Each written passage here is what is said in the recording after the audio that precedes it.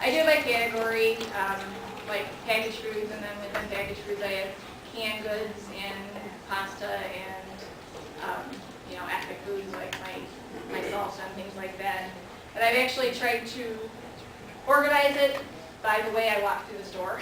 So, produce is first, and then so that I can kind of leaf through as I'm walking up and down each aisle. Because I stumbled across free items that never would have been on my shopping list, but because the coupon was laying right there in front of me and I saw it on the shelf, I was able to grab it. So that's just how I do it. You may find a better method, or you may not want to spend as much time in the store as me, and you may want to go just with your, the list that you made based on what's on sale, the coupons you had, and just go get those items and not spend time looking at all the other things. Well, something else I found out too, those bags they advertise on TV where you can take all the air out? Yeah. But you can actually put like the pasta products and stuff in them, and you can vacuum out the air, and they last for a long Yes. time. Yeah, those are good. There are ways, as far as stocking up on things, know what you can freeze. There are certain fresh items that can freeze and can stay fresh for a long time. Shredded cheese or certain dairy items can be frozen, depending on how you want to use them when they come out. I personally wouldn't freeze like sour cream or cream cheese, because I like to eat those as they are. I know some people that do, because if you're going to use them in a recipe, they're fine. They lose a little bit of their consistency, but once you mix them in and you cook them, they're fine again. It's the same thing like with shredded cheese.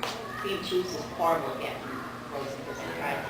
I have never tried it because I'm very particular, but I know people that have and said that it was fine for the recipe they used it. So I only did it the one time, and this next class after it looked horrible. I agree.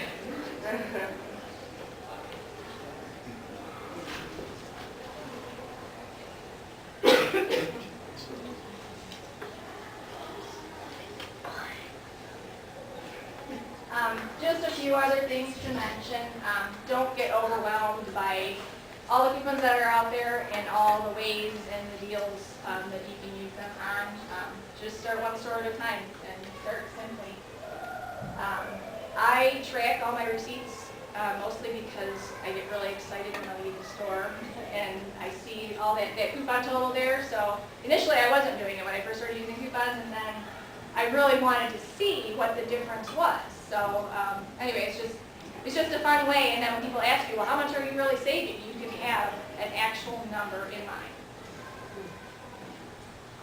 You won't throw away a lot of coupons. They're just, they're going to expire and the deal won't come up. So if you're not throwing away a lot, you're probably using them when you shouldn't be. So just don't feel guilty about throwing them away. This ties in kind of with what Rod and Kevin were talking about.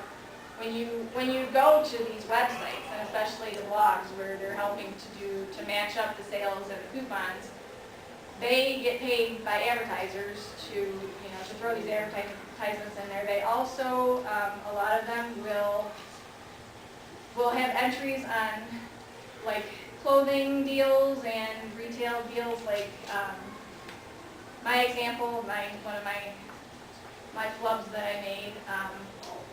Trying to get my sister into using coupons. She's gradually getting there, but rather than using the websites I sent her to find coupons, she actually got more ramped up in like clothing sales and things like that online. So she calls me, hey, I can get a really good deal on a pair of Crocs. Would you like a pair too? If we buy two, we can get them for $7 a piece. And I'm like, well, yeah, I could use a pair of Crocs. They're great for the summertime. I've never had any before, so I said sure. And then afterwards I thought, I don't need a pair of Crocs. That's $7 that I wouldn't have spent otherwise on something that I didn't need.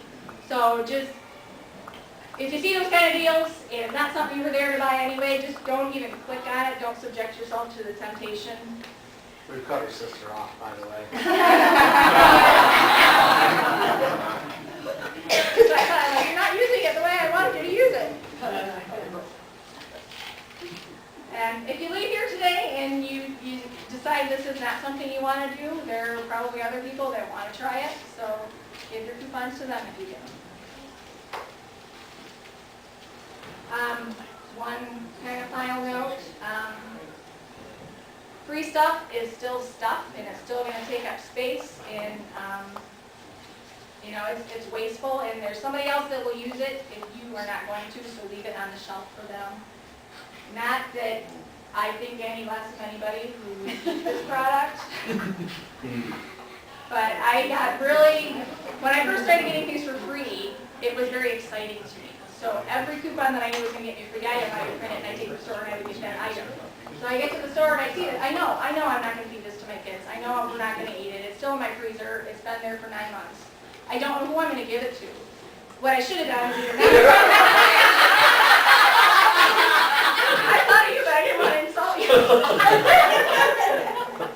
You know, I should have either not printed those coupons at all, or tucked them in the freezer case right next to the product, so the next person that came along that really did want to buy it could get them, you know, and it's kind of, it's like being a coupon fairy, kind of, you know, if you're not going to buy it, well, you know, if you're not going to use it, say it's the expiration date is this week, you know you're not going to get to the store, you're waiting for the sale, but the sale that you wanted didn't come, leave the coupon for somebody else. Somebody else is going to come in and they needed it, and that's just going to, that's kind of another way to bless people. There's been some coupon devils too, because they left it where it's already been expired. Yeah,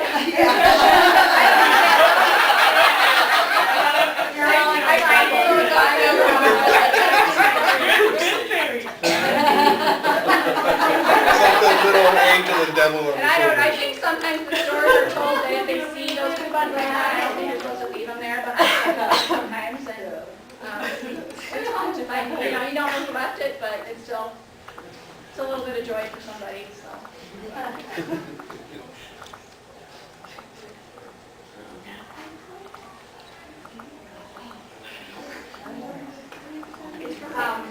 Just a final note, this is something easy that you can start doing right away. How long will you wait before you begin to take possession of the land that the Lord, the God of your fathers, has given you? God has blessings in store for you, and this is just a way for you to free up some of that, you know, just become free.